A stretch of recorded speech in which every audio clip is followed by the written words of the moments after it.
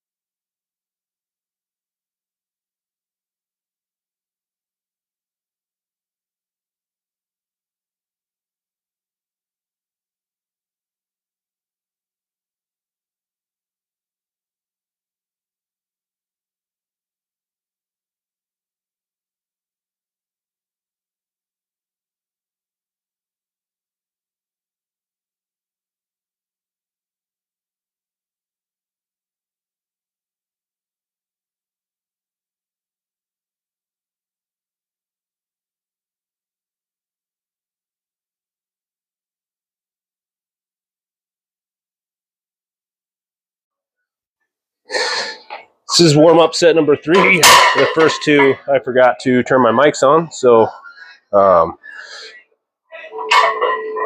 for deficits, I always use a power bar despite using a deadlift bar in competition. Why would you want to help yourself with deficits with a deadlift bar when you can make it just a little bit harder with a power bar?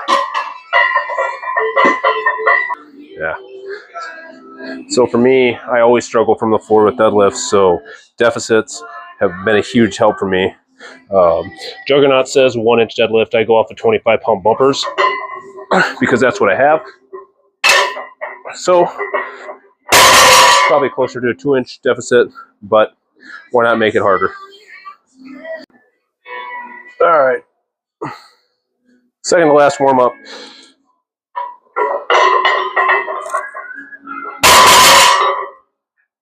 All right, last warm-up here, 395-ish, something like that. 390.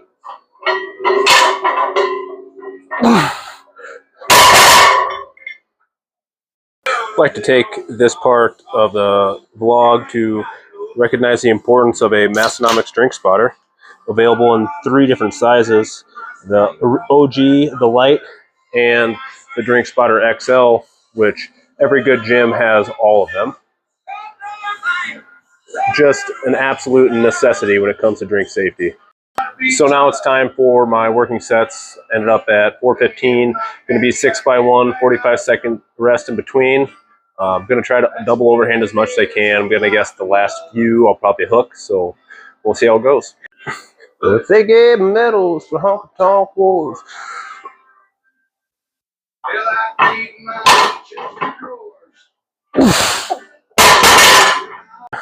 These are going to be kind of rapid fire videos.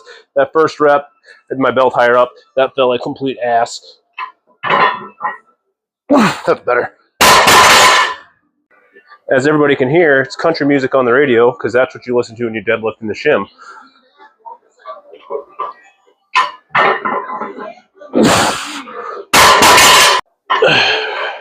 Personally, I'm a very zen lifter. I don't get super theatric when it comes to lifting, at least before.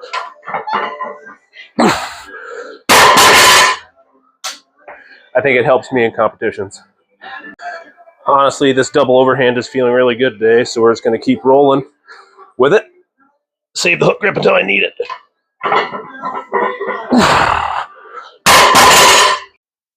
Last single here, added a chip on.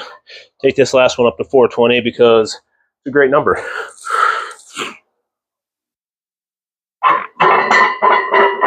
Yep. So that was 6 singles in less than 6 minutes. I like those deficits fast like that. Just really build up a little bit of endurance. I think it helps my recovery when I'm in a competition, just kind of like, oh, now I have 20 minutes to recover in between sets. I can completely cool down and feel good about attempts. Now we're going to hit some accessories, so let's get after it. So after these nice deadlifts, I have a really dirty shaft. Only if there was something I had that could clean that dirty shaft. The barbell rescue brush. Give Big Kim a shout out, fellow male nurse. He leaves your shafts clean. Time for a little front squat action. Gonna have to find a mic position for this. My hamstrings are a little tight from pushing out all these videos so fast, but we're gonna make do. My front rack position has always been terrible. Don't tell Big Jake the Snake that I'm not flexible. But I'm trying to be better every day. So these front squats, I feel, have really helped my deadlift. Really helped my upper back get a lot stronger. I can't push them all that heavy, or I don't choose to, because it's just a lot to recover from. But they are good. Underutilized by a lot of powerlifters. So with front squats being not my primary movement, I kind of go through my warm-ups faster. Said bar 135, 225. 225 is my working sets. 3x4, so nothing crazy volume-wise or weight-wise. It's just nice to get through them and try to push these workouts out a little faster.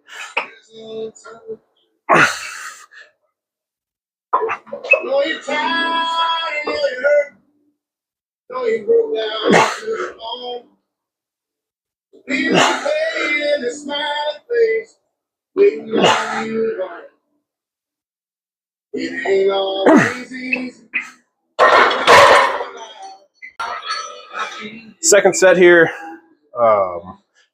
Put a comment on what do you think most powerlifters skip out on that they probably should do more of. Curious to see what my 10 subscribers have to say, especially you, Scants.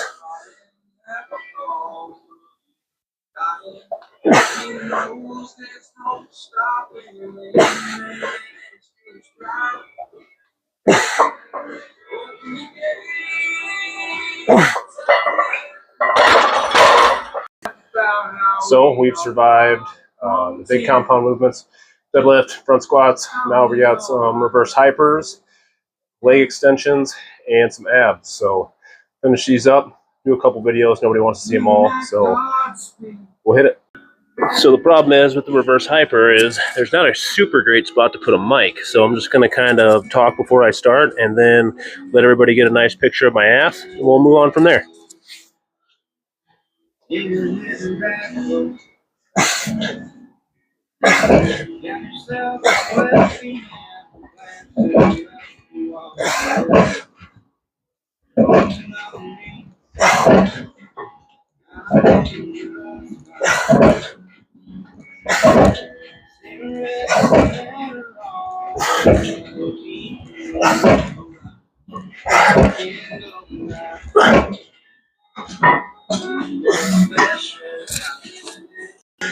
As heard on the Massonomics podcast, there's a lot of people that regret buying a reverse hyper, but most of those people bought a west side hyper that folds up and they have to put plates on it every time they use it. For me, I took a page out of Big Bryce, a perfect little Sweeties notebook, bought the nicest hyper I could find, and then I just leave it loaded and leave it set up all the time. So that way I really don't have an excuse to come in here, hit my hypers, get my lower back feeling good, my posterior chain feeling good. I don't know if anybody else finds it hard to just motivate yourself to do some of these accessories that you don't want to do all the time. I know that for me, and I think I can speak for Bryce a little bit, that if it's not convenient, you're probably not going to do it. So try to set yourself up for success as much as you can. Time for some boring old leg extensions. Nothing fancy here. Just get some blood flow to the quads. Just probably do one set of these on film. I scheduled the program for 2, kind of like my hypers. Let's do 1 set on camera, because who cares? These, honestly, don't even count. I just go talking about that 2 RIR, 3 RIR limit.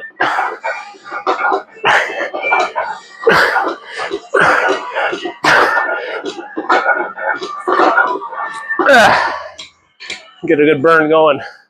Beyond that, who cares about these? Time for a little weighted sit-up action on the old GHR, GHD, whatever you want to call it. This is a GHD household.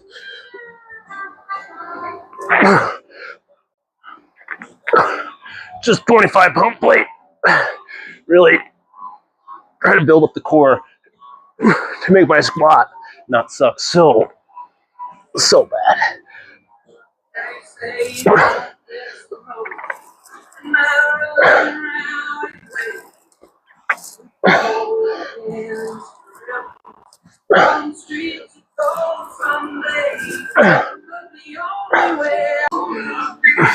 So 3 sets of these. I'm going to record 2 of them because nobody wants to see me do this again.